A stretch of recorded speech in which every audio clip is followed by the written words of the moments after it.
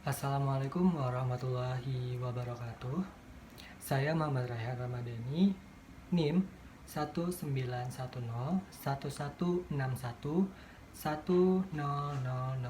Di sini saya akan menjelaskan tentang dua materi dasar-dasar membaca. Materi 1 berkaitan dengan pengertian, tujuan, dan faktor yang mempengaruhi kegiatan membaca. Pengertian dari membaca sendiri adalah suatu kegiatan atau suatu proses kognitif yang berupaya untuk menemukan berbagai informasi yang terdapat di dalam tulisan. Pengertian tersebut diambil oleh pemikiran Dahlman pada tahun 2014. Dalam pengertian tersebut dapat kita simpulkan bahwa membaca ini adalah sebuah proses berpikir untuk memahami isi bacaan. Tujuannya sendiri tergantung dari pembaca itu sendiri. Contohnya, pelajar yang membaca buku tentu bertujuan untuk mendapatkan informasi dari pembelajaran yang telah dia baca, atau penulis yang membaca buku untuk tujuan mendapatkan informasi ataupun ide yang baru untuk tulisan ataupun karya dari penulis ini. Nah, menurut Nur Hadi, bahwa tujuan membaca ini dibedakan menjadi dua. Yang pertama adalah tujuan secara umum dan tujuan secara khusus. Tujuan secara umum antara lain mendapatkan informasi, memperoleh pemahaman, memperoleh kesenangan. Sedangkan secara khusus yaitu memperoleh informasi yang faktual, memperoleh keterangan tentang sesuatu secara khusus dan problematis, memberikan penilaian secara kritis, memperoleh kenikmatan emosi, dan mengisi waktu luang.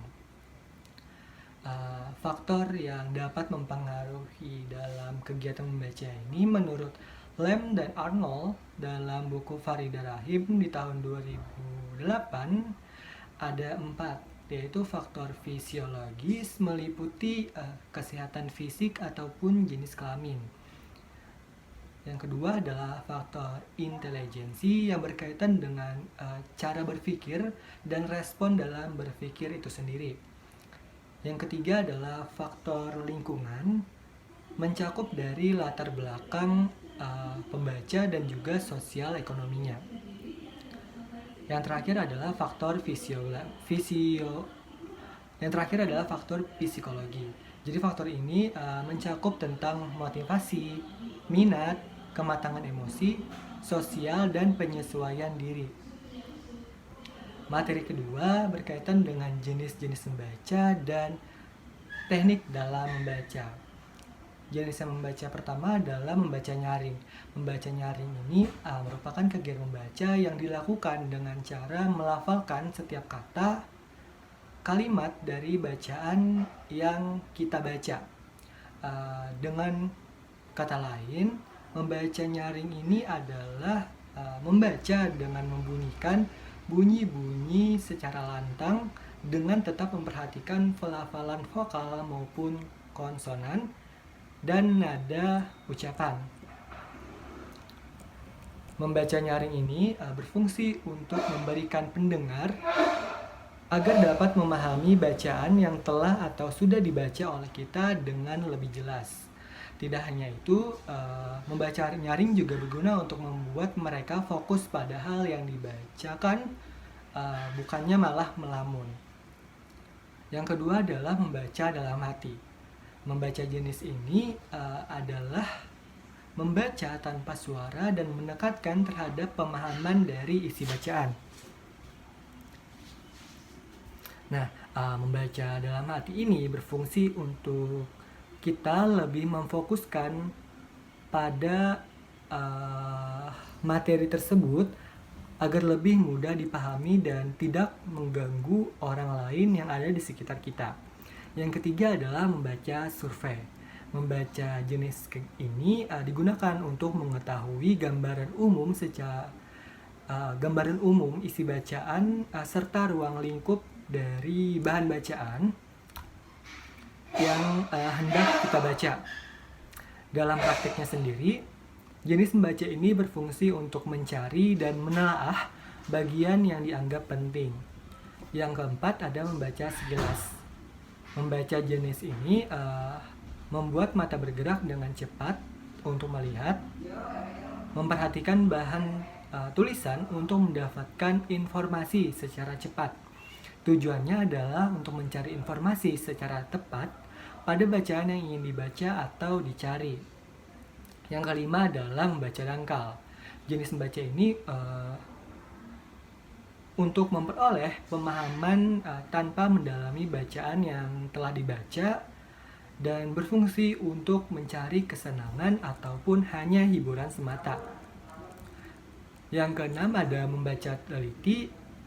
Membaca teliti adalah jenis membaca yang dilakukan secara teliti untuk dapat memahami, menilai, atau mengetahui maksud dan makna yang tersirat di dalam bacaan tersebut.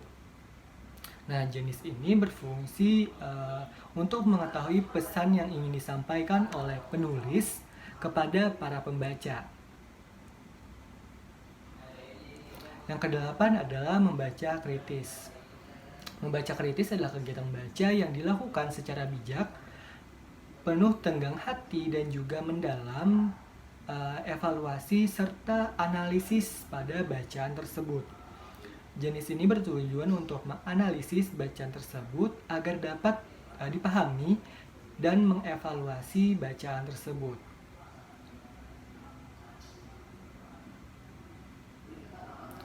Yang kedelapan adalah membaca ide.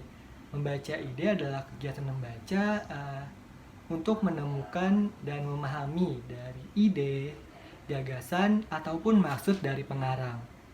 Jenis ini bertujuan untuk memperoleh dan mencari serta memanfaatkan ide-ide yang terdapat di dalam buku bacaan.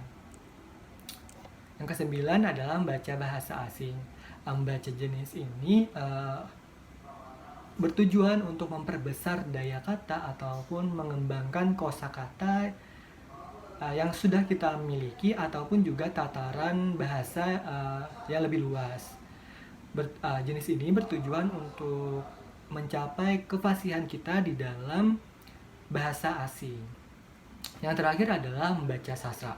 Jenis membaca ini dilakukan untuk memberikan sebuah apresiasi ataupun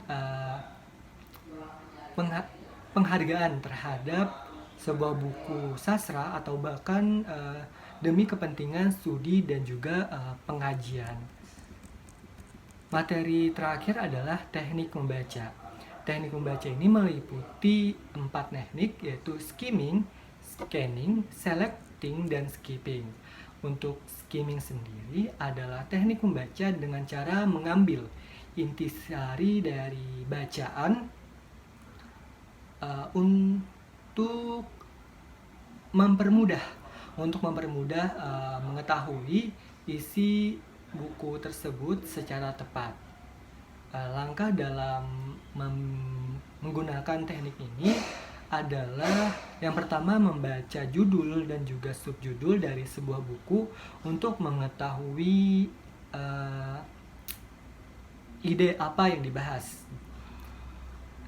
Lalu kita harus menghindari membaca kata demi kata di dalam buku tersebut. Untuk contoh dari penggunaan teknik ini adalah makalah atau jurnal penelitian.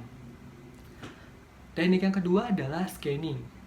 Teknik membaca scanning adalah teknik dengan memindai bacaan untuk mendapatkan sebuah fakta ataupun informasi tertentu. Langkah dari menggunakan teknik ini adalah yang pertama menentukan kata yang ingin dicari. Contohnya adalah di dalam Kamus Besar Bahasa Indonesia ataupun Kamus Bahasa Indonesia atau Bahasa Inggris. Setelah kita mencari kata tersebut, apa yang ingin kita cari katanya, kita langsung mencari kata tersebut di halaman pertama huruf yang ingin dicari.